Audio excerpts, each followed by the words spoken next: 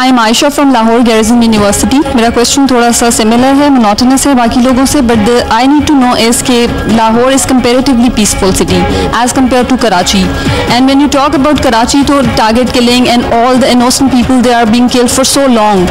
I just need to know कि क्या चीज़ है जो वहाँ पे लैक करती है और यहाँ पे है कि जो चीज़ यहाँ पे आई मीन कि कम है, ये टारगेट किलिंग और ये सब, तो ये पीस का क्या फैक्टर है, how do you see that कि किस तरह से ये सब ख़त्म किया जा सकता है या उसको कराची को और ज़्यादा पीसफुल बनाया जा सकता है? मैंने ये देखा है कि पंजाब का कोई भी वज़ीर आला हो, चाहे वो किसी भी पार्टी का हो, वो जब आता है तो पिछले वाले वज़ीर आला के छोड़े हुए काम से आगे काम शुरू कर देता है, और वो ये नहीं करता कि उसके पिछले किए हुए, और हर वज़ीर आला ने, हर सीएम ने, पंजाब के सीएम ने आके लाहौर को ओन किया है और लाहौर को की प्रोग्रेस में इजाफा ही किया है। अगर किसी ने पहले अंडर पासेस बनाए थे तो आने वाले ने, चले चाहे वो किसी पार्टी का था, उसने और ज़्यादा अंडर पासेस बनाए। किसी ने एक इंडस्ट्री जोन बना कर गया था तो आने वाले में, तो ये एक कलर नज़र आता है पंजाब में, और पंजाब का केस में कराची में, पंजाब के लाहौर में, लेकिन मुझे ये कलर जो है वो नज़र नहीं आता वहाँ पे। और इसकी यही मिसाल है कि अगर फर्ज करें कि आज शहबाज शरीफ साहब की मेजोरिटी है और उनके पास जो एडमिनिस्ट्रेशन के इख्तियारात हैं, लेकिन क्यों ऐसा तरीक़ाकार इख्तियार करके आप उनको जो है वो रिडेंडेंट कर दें, उनके मैंडेट को, लाहौर के लोगों ने मैंडेट दिया, पंजाब के लोगों ने मैंडेट दिया, उनको रिडेंडेंट कर दें, और एक जो है वो पैरेलल कोई एक ऐसी इस्टेब्लिशमेंट लाकर बिठा दें जो कि तमाम गवर्नमेंट के अफेयर चला रही हो। मैं आज आपको लिख कर दे देता हूँ कि यहाँ पर भी वही हालात होंगे जो कराची में हालात हैं, और कराची में एग्जैक्टली ऐसे ही है। मैं आपको मिसाल दे रहा हूँ कि 20 MNAs हैं, 34 ये अपर इस पे जाती है कि चूंकि आपको दे दी जाए इख्तियारात तो आप सही रख देंगे, ऐसा नहीं होता। जब लोगों के, जो लोग आज हैं उनकी ओनरशिप नहीं, उनको पता नहीं है कि लोगों की फीलिंग्स क्या है, they don't belong from there, actually they don't belong to. लोगों ने जिनको वोट दिया है, मैंडेट दिया है, they have not been given that administrative control.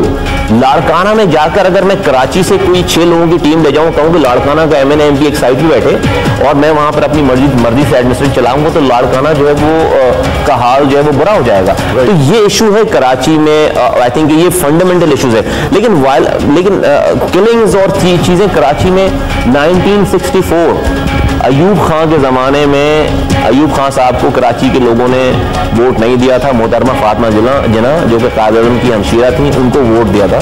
और आप हिस्ट्री उठा के देखें, मैं तो उस वक्त पैदा नहीं हुआ था, यहाँ सब सारे लोग, इसमें 99% ऐसे लोग होंगे जो नहीं पैदा हुए होंगे। आप हिस्ट्री उठा के देखें, कराची में ब्लड बाथ हुआ था मोहतरमा फातिमा जिन्ना को वोट देने की पादाश में।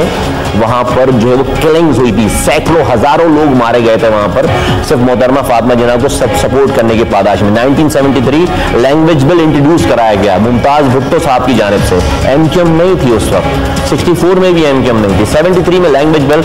इंटीरियर सिंध में जो उर्दू स्पीकिंग लोग रह रहे थे उनके गांव खत्म कर दिए गए, सारी माइग्रेशन हुई उस जमाने में। लोग हैदराबाद और कराची में आज जाकर देखें 50% लोग उस जमाने में। तो ये सिलसिला जो है वो अब का नहीं है। अगर कोई ये समझता है कि MQM की वजह से, नहीं, MQM से बहुत पहले 64 में MQM कहाँ थी, 73 में MQM कहाँ थी। तो जब आप अपनी राइट्स के लिए बात करते हैं, आप अपनी जो है वो अपने हक की बात करते हैं, अगर हम इतने ही, अगर जो भी हमारा परसेप्शन है अगर ऐसे होते, तो मैं आपके सामने, आपने जो भी इंट्रोडक्शन दी है मेरी आने से पहले, मैंने लिख कर नहीं दिया था कामरान शाहिद साहब को कि मैं वर्ल्ड बेस्ट 3 मेयर्स में मेरा शुमार हुआ या मैंने कराची में जो कुछ किया, फिर मैं ये डुअल कैसे काम करूंगा। मैं अगर दहशतगर्द हूं तो सिर्फ दहशतगर्दी करूंगा। दहशतगर्द फिर जो है वो लोगों को पानी नहीं देगा, अस्पतालों में दवाएं नहीं देगा, लोगों के लिए सड़कें नहीं बिछाएगा। अपने दौर में ये क्या निजाम है फिर कि मैंने 300, हमने अपने एडमिनिस्ट्रेशन में 300 अरब रुपए का इंफ्रास्ट्रक्चर डेवलप किया है। और ये दिस इज इंपॉर्टेंट। आज मुझ पर जो है वो, मैं नैब के केसेस क्यों नहीं है मेरे पर, मैं आज जेल में क्यों नहीं हूं, मैंने उसमें से, मैं आज 240 गज के मकान में क्यों रह रहा हूं। मेरे पास इतनी तालीम है, इतने नॉलेज है कि मैं दुनिया में अगर 2 साल अपने लिए काम करूं तो मैं डिफेंस के 1000 गज के बंगले में रह सकता हूं। लेकिन ये क्या वजह है कि 300 अरब रुपए मेरे सामने से गुजर गए और मेरे हाथों से गए वो पैसे, मैंने उसमें से करप्शन क्यों नहीं की। तो दहशतगर्द तो करप्ट सबसे पहले होना चाहिए उसे।